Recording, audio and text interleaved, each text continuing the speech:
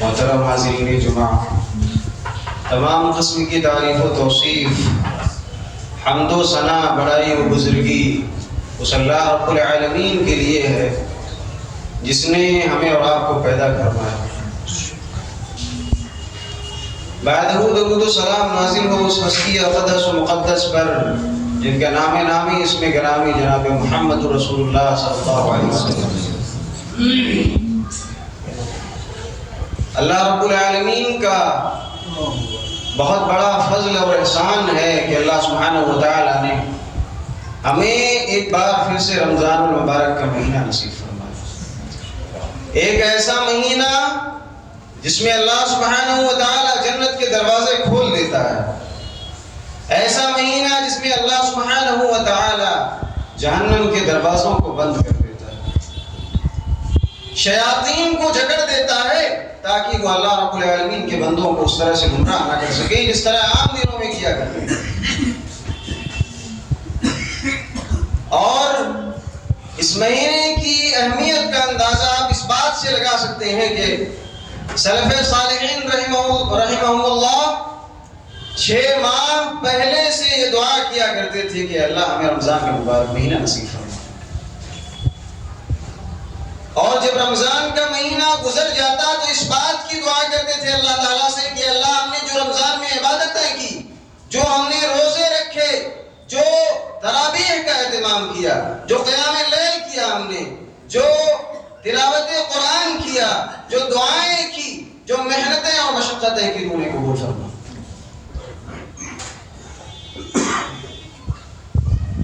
لہذا اس مہینے کا پانا اللہ رب العالمین کی بہت بڑی نعمت ہے، اور اس نعمت کی قدر ہر مومن کو، ہر مسلمان کو ہونی چاہیے۔ اللہ کے نبی صلی اللہ علیہ وسلم کی خدمت میں 2 لوگ حاضر ہوئے، طلحہ بن عبید اللہ راوی حدیث، اور دونوں نے بیک وقت اسلام قبول کیا۔ ان میں سے ایک شخص زیادہ عبادت گزار تھا، زیادہ عبادت کیا کرتا تھا، اور اللہ سبحانہ و تعالیٰ کی راہ میں شہید ہو گیا، اور دوسرا آدمی اس پہلے شخص کی وفات کے، شہادت کے 1 سال بعد فوت ہوا، 1 سال بعد اس کی موت ہوئی۔ آپ فرماتے ہیں کہ میں نے خواب میں دیکھا کہ یہ دوسرا شخص اس پہلے والے شخص سے پہلے جنت الفردوس میں داخل ہو گیا، جنت میں چلا گیا۔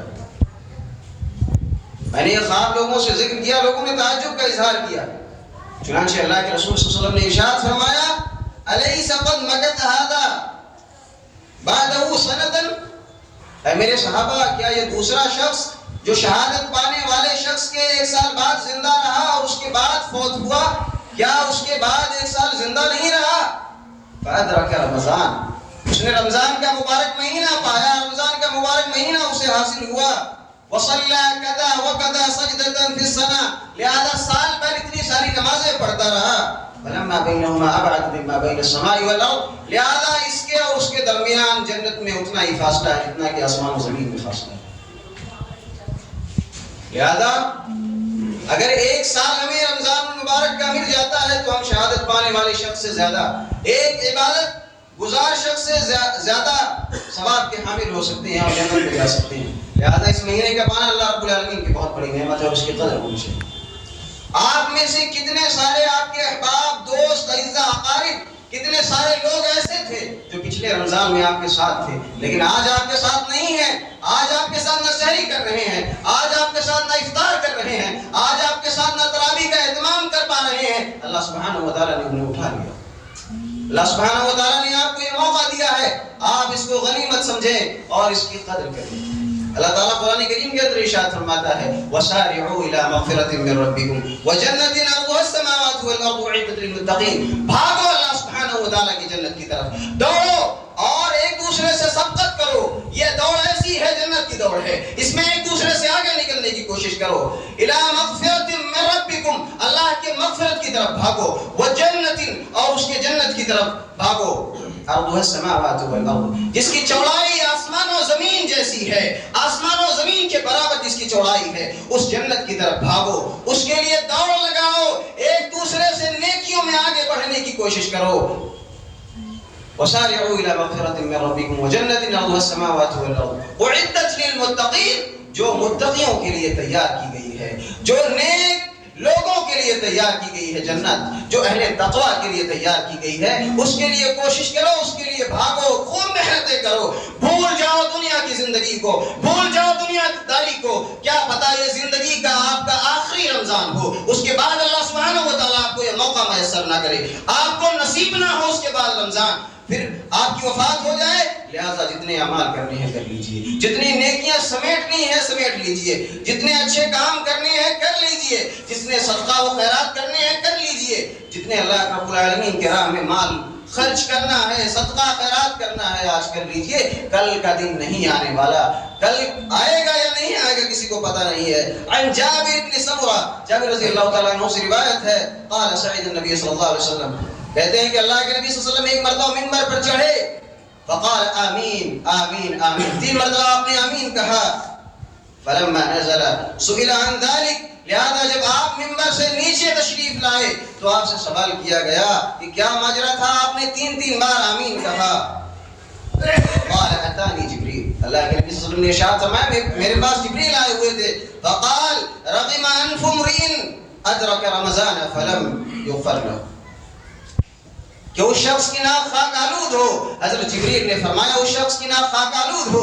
وہ تباہ و برباد ہو جائے، اس نے رمضان کا مبارک مہینہ پایا اور اپنی مغفرت نہیں کر سکا، اپنی بخشش نہیں کرا سکا، اللہ رب العالمین کا محبوب بندہ نہیں بن سکا، ایسے شخص کی ناک خاک آلود ہو، ایسا شخص ذلیل و رسوا ہو۔ تو جبریل نے کہا آمین کہو، لہذا میں نے آمین کہا، اس کے بعد جبریل نے کہا اس شخص کی ناک خاک آلود ہو جس کے سامنے آپ کا تذکرہ ہو اور آپ پر درود نہ بھیجے، انہوں نے کہا آمین کہیے، میں نے آمین کہا، پھر کہا اس شخص کی ناک خاک آلود ہو جو اپنے والدین کو پائے، بڑھاپے میں پائے، ان کا سہارا میسر ہو، ان کا سایہ اور ان کی شفقت میسر ہو زندگی میں، اور آدمی اپنے ماں باپ کی قدر نہ کر پائے، ان کے ساتھ حسن سلوک نہ کر پائے، ان کے ساتھ اچھے اعمال نہ کر پائے، ان کے ساتھ نیکیاں نہ کر پائے، ان کے پاؤں نہ دبا پائے، جس طرح بچپن میں انہوں نے پالا پوسا ہے، مشقتیں کی ہیں، آپ کو گیلے میں سوکھے میں سلایا، خود گیلے میں سوئے ہیں جس کے لیے، اپنی ہڈیاں توڑائی ہیں جو ماں آپ کے لیے، اگر آپ اپنے ماں باپ کو بڑھاپے کی عمر میں پا کر کے ان کی خدمت نہ کر سکے، اپنے آپ کو جنت کا مستحق نہ بنا سکے، تو جبریل نے کہا اس شخص کی ناک خاک آلود ہو، کہا آمین کہیے، میں نے آمین کہا۔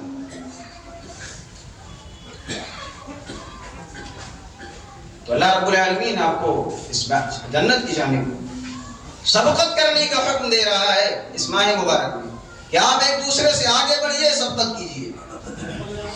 الذين ينفقون في السراء والضراء والكاظمين الغيظ والعافين عن الناس، اور یہ جنت کن کے لیے ہے؟ متقیوں کے لیے اللہ رب العالمین نے جنت تیار کی۔ اور کون لوگ ہیں وہ جن کے لیے؟ الذين ينفقون في السراء والضراء، وہ لوگ جو راہ خدا میں، جو اللہ کی راہ میں خرچ کرتے ہیں، خوشحالی ہو تو بھی اللہ رب العالمین کے راستے میں خرچ کرتے ہیں، پریشانی ہو، غم کا طوفان ٹوٹ پڑے تب بھی اللہ رب العالمین کی راہ میں خرچ کرنے سے کتراتے نہیں، کھانے کو میسر نہ ہو تب بھی غیروں کا خیال رکھتے ہیں، اور شکم سیر ہو تب بھی دوسروں کا خیال رکھتے ہیں۔ الذين ينفقون في السراء والضراء والكاظمين الغيظ والعافين عن الناس، جو اپنے غصے کو پی جاتے ہیں، کوئی ظلم کرے، زیادتی کرے، ہاتھ اٹھائے، زبان درازی کرے تو اپنے غصے کو پی جاتے ہیں، والعافین عن الناس، دوسروں کو معاف کر دیا کرتے ہیں، درگزر کر دیا کرتے ہیں۔ ابی بن کعب رضی اللہ تعالیٰ عنہ کی روایت ہے، کہتے ہیں اللہ کے نبی صلی اللہ علیہ وسلم نے ارشاد فرمایا جو پسند کرتا ہو کہ جنت میں اس کے لیے محل تیار کر دیا جائے تو اسے چاہیے کہ جو شخص اس پر ظلم کرے اسے معاف کر دیا کرے، جو شخص اسے عطا نہ کرے اسے عطا کرے، اور جو شخص اسے عطا نہ کرے اسے عطا کر دیا کرے۔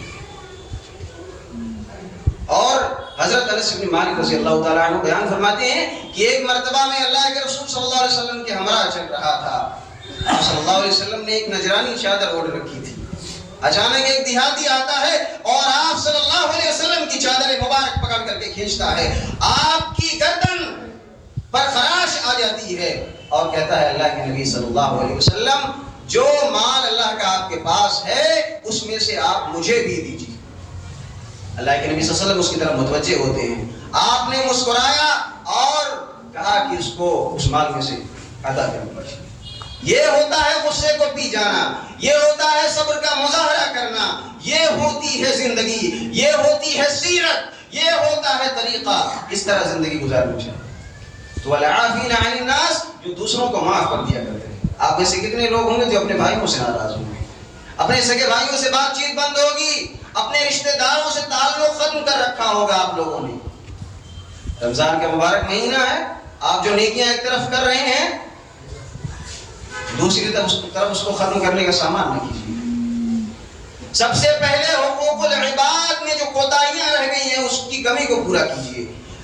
آپ نے کتنوں کا دل دکھایا ہوگا, کتنوں کے دلوں پر اپنی زبان کے نشتر چلائے ہوں گے. لہذا سب سے پہلے ان سے جا کر کے معافی مانگ لیجیے. سب سے پہلے اپنے رشتہ داروں کو منا لیجیے. آپ نے جن سے قطع تعلقی کر رکھی ہے, آپ ان سے رشتہ مضبوط کر لیجیے. کیونکہ یہ مہینہ محبتوں کا مہینہ ہے, یہ برکتوں کا مہینہ ہے, یہ نعمتوں کا مہینہ ہے. اس مہینے میں اگر دل میں خلیشیں رہ جائیں, اگر دل میں خلیش ہو, نفرتیں ہوں, عداوتیں ہوں, قدورتیں ہوں, بغض و حسد بھرا ہوا ہو, تکبر بھرا ہوا ہو دلوں میں, تو پھر کیا فائدہ آپ کی نمازوں کا, کیا فائدہ آپ کے بھوکے پیاسے رہنے کا, کیا فائدہ رات بھر تراویح پڑھنے کا, کیا فائدہ رات میں سحری اور افطاری کے لیے اٹھنے کا, اور کیا فائدہ آپ کے تلاوت قرآن. لہذا اپنی اصلاح کیجیے, اپنی فکر کیجیے. اور ابراہیم علیہ السلام نے اللہ تعالیٰ سے دعا کی تھی, وَلَا تُخْزِنِي يَوْمَ يُبْعَثُونَ يَوْمَ لَا يَنفَعُ مَالٌ وَلَا بَنُونَ. اے اللہ تو مجھے اس دن ذلیل و رسوا نہ کرنا, اے اللہ تو مجھے اس دن ضائع برباد نہ کرنا. یوم لا ينفع مال ولا بنون, جس دن نہ تو مال کام آئیں گے, نہ اولادیں کام آئیں گی, نہ بیٹے کام آئیں گے, نہ بیٹیاں کام آئیں گی. اس دن مجھے ذلیل و رسوا ہونے سے بچا لینا. الا من اتى الله بقلب سلیم, جس دن نہ مال کام آئیں گے, نہ اولادیں کام آئیں گی, اگر کام آئے گا تو وہ دل کام آئے گا. الا من اتى الله بقلب سلیم, وہ شخص کامیاب ہوگا اس دن جو قلب سلیم لے کر کے آئے گا, جو صحیح سالم دل لے کر کے آئے گا. وہ دل جو کفر کی غلاظتوں سے پاک ہوگا, جو شرک کی خرابیوں سے پاک ہوگا, جو نفاق سے بھرا نہیں ہوگا, جو نفاق سے خالی ہوگا دل, اللہ سبحانہ و تعالی ایسے شخص کو نجات دے گا. لہذا اللہ رب العالمین کے پاس اگر قلب سلیم لے کر کے جانا ہے تو اپنے دلوں کی صفائی کیجیے, اپنے دلوں کی اصلاح کیجیے. اس کے اندر جو نفرتیں, قدورتیں, غلاظتیں بھری ہوئی ہیں اس کو ختم کیجیے.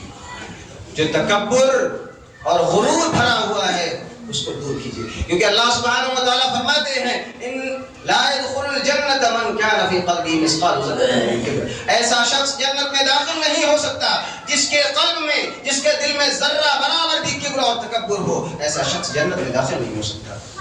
لہذا ہم اتنے تکبر بھرے رہتے ہیں, دوسروں کے خلاف دل میں اتنی نفرتیں رکھتے ہیں, اتنی قدورتیں, اتنے حسد کرتے ہیں ایک دوسرے سے. ذرا سوچیں کہ کیا ہم ذرا سی نیکیاں کر کے اللہ رب العالمین کی جنت کے مستحق ہو سکتے ہیں؟ بالکل. کہ رمضان المبارک کا مہینہ آپ کو میسر ہوا, اس میں اللہ رب العالمین کے سامنے روئیے, توبہ کیجئے. آپ میں سے نہ جانے لوگوں نے کتنے گناہ کیے ہوں گے. آپ کو یہ مہینہ ملا ہے, پھر ملے گا کہ نہیں پتا. اللہ رب العالمین کے سامنے جھک جائے, عاجزی کا اظہار کریے, چھوٹے بن جائیے اور روئیے, گڑگڑائیے اور اللہ سبحانہ و تعالیٰ سے دعا کیجیے.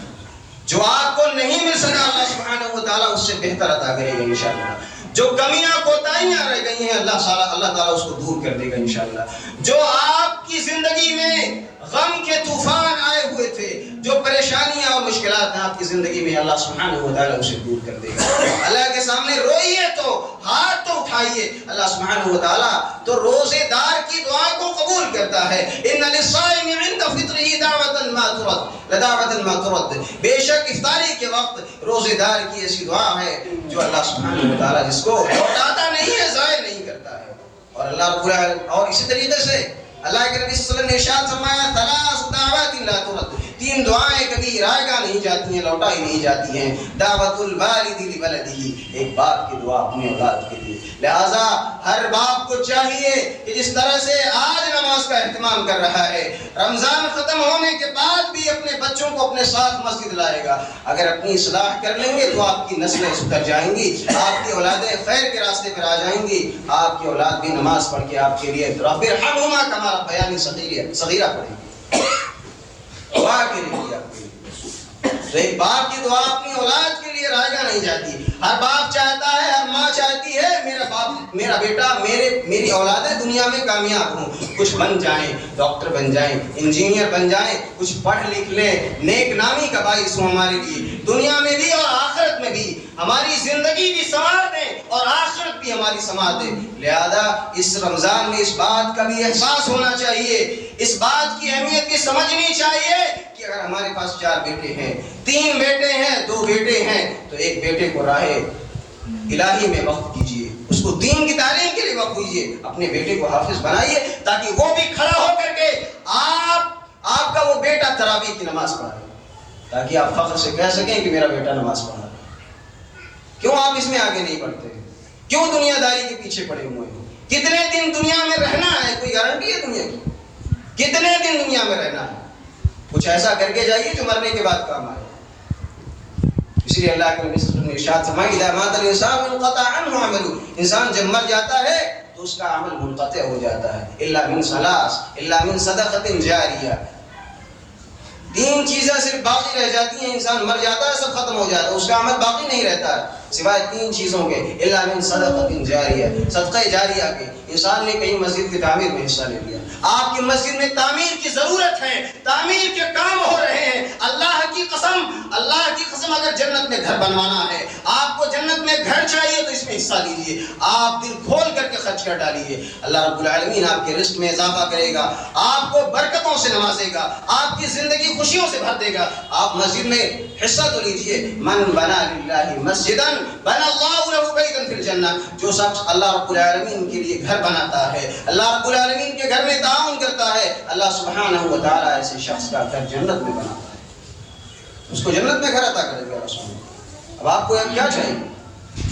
1000 روپے 500 روپے مسجد میں دے دیں گے، نہیں خرچ کر ڈالیں گے، اس کے بدلے آپ کو اتنا زیادہ فائدہ ہو رہا ہے کہ آپ کو جنت میں گھر مل رہا ہے. اور آپ کو کیا چاہیے؟ لہذا اپنے آپ کو سنجیدہ کریں. یہ مہینہ تلاوت قرآن کا مہینہ، قرآن کریم کا نزول اس مہینے میں ہوا، بہت گہرا تعلق ہے اس مہینے سے قرآن کا. شہر رمضان الذی انزل فیہ القرآن، رمضان ہی وہ مہینہ جس میں قرآن نازل کیا گیا. آپ اس مہینے میں زیادہ سے زیادہ کوشش ہونی چاہیے کہ قرآن کو پڑھیں، اس کو سمجھیں، غور کریں. لیکن ہمیں تو اپنا ٹائم ضائع ہی کرنا ہے. امام صاحب بیچارے پڑھا رہے ہیں تراویح پڑھ لیں، اس کے بعد ہو گئے.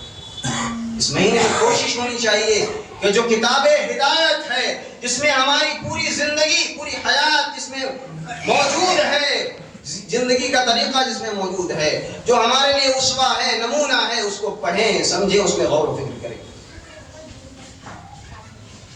کیونکہ کل قیامت کے دن اللہ کے نبی صلی اللہ علیہ وسلم اللہ رب العالمین سے شکایت کریں گے اور کہیں گے وقال الرسول یا رب ان قوم اتخذوا هذا القرآن، اے میرے رب، میرے اسی قوم کے لوگوں نے قرآن کو پس پشت ڈال دیا تھا، قرآن کو مہجورہ کر دیا تھا، قرآن کو چھوڑا ہوا کر دیا تھا، قرآن کو پڑھنا چھوڑ دیا تھا. اتخذوا هذا القرآن مہجورا.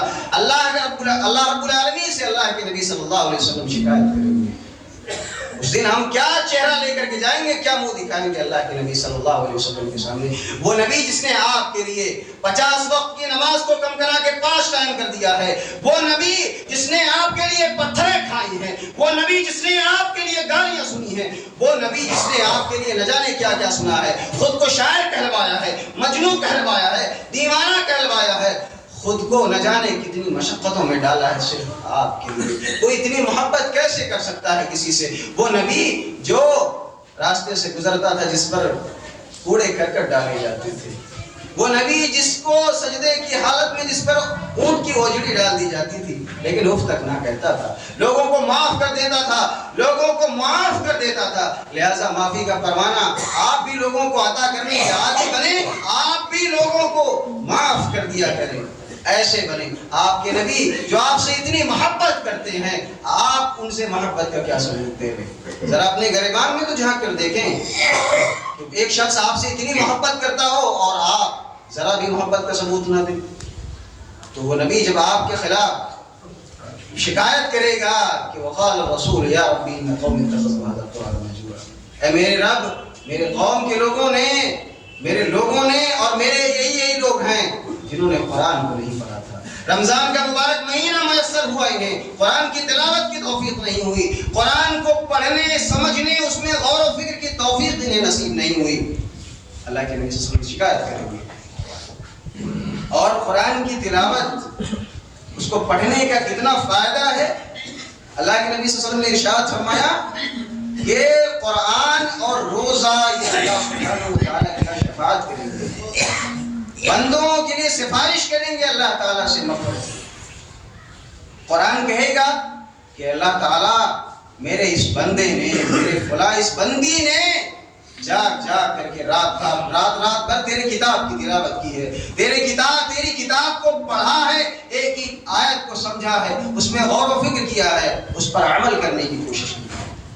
اور روزہ کہے گا اے میرے رب، میں نے اس شخص کو شہوتوں سے، گناہ کے کاموں سے روکے رکھا، اس کے پاس بیوی تھی لیکن اس نے تیری رضا کے خاطر اپنے آپ پر کنٹرول رکھا، کیونکہ تو نے تقویٰ کا حکم دیا ہے، لہٰذا متقی بننے کی اس نے پریکٹس کی۔ روزہ کہے گا اللہ سبحانہ و تعالیٰ سے کہ اے میرے رب، تیرے اس بندے نے تیری رضا کی خاطر کھانا پینا بند کر دیا تھا، کھانا پینا چھوڑ دیا تھا، جو حلال غذا ہے اس کو ترک کر دیا تھا، صرف تیری رضا اور تیری خوشنودی کی خاطر، لہذا اپنے آپ کو تلاوت قرآن کا عادی بنائے، کیونکہ قرآن صرف طاقوں کی زینت بن کر کے رہ جائے اس لیے قرآن نازل نہیں ہوا ہے، قرآن اس لیے نہیں اترا ہے کہ طاقوں میں سجا رہ جائے، طاقوں میں پڑا رہ جائے، اس پر گرد و غبار اڑیں، اس کو جو ہے دھول کی، ذرات کی، ریت کی نظر ہو جائے اور آپ اسے پڑھیں نہ، اس کو سمجھیں نہ، اس میں غور فکر نہ کریں۔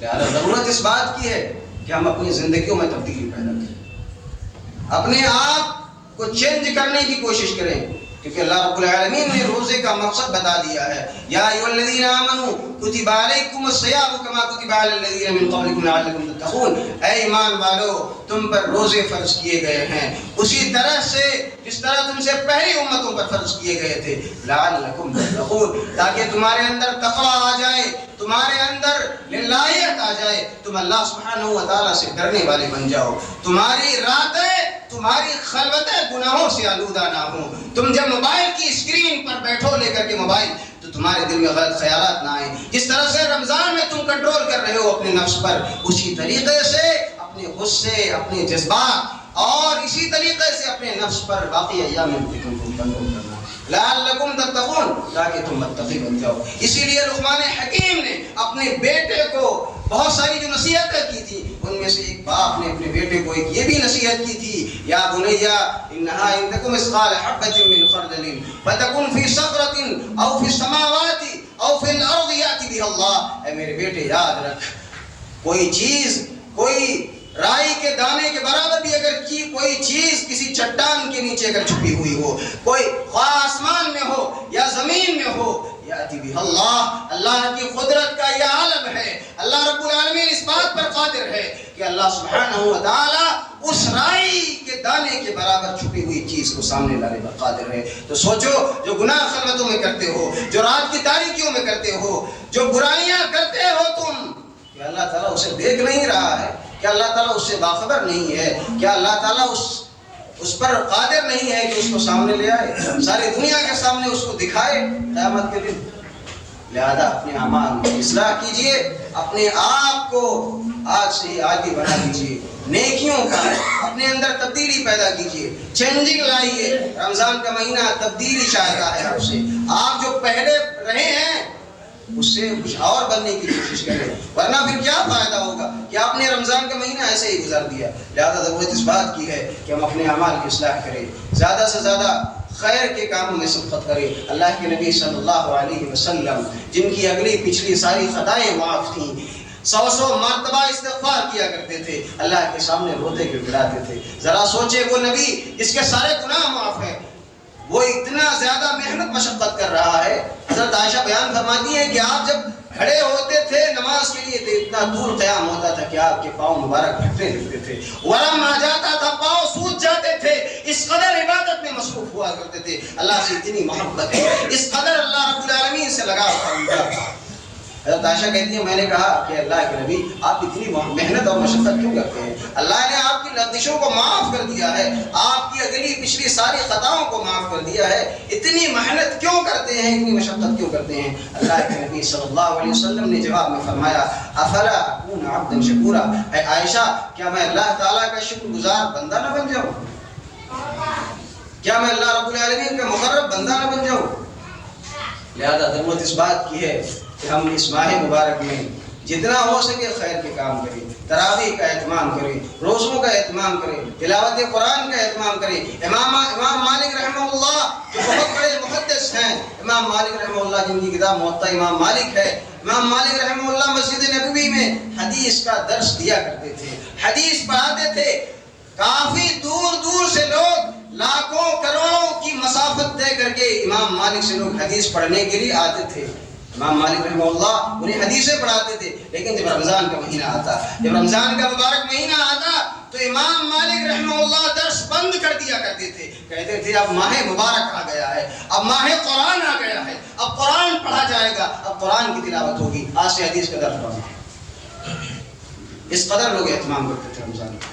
لہذا کیا پتہ یہ رمضان آپ کی زندگی کا آخری رمضان ہے، اپنے اعمال کی اصلاح کیجیے۔ حقوق العباد میں جو کوتاہیاں رہ گئی ہوں، کسی پر ظلم کیا ہے، کسی کی زمین جائیداد کو قبضہ کیا ہے، کسی کو مارا پیٹا ہے، کسی کو گالی دی ہے، اپنی زبان سے کسی کو تکلیف پہنچائی ہے، کسی کا دل دکھایا ہے، تو سب سے پہلے جا کر کے یہ کام کیجیے کہ اس سے معافی مانگ لیجیے، ورنہ آپ کی نمازیں اور سارے اعمال یوں ہی رہ جائیں گے، اس کا کوئی فائدہ نہ ہوگا۔ اللہ تعالیٰ سے دعا کرتے ہیں کہ اللہ تعالیٰ ہمیں زیادہ سے زیادہ اس ماہ مبارک سے فائدہ اٹھانے کی توفیق عطا فرمائے۔ اللہ ہمارے روزوں ہمیں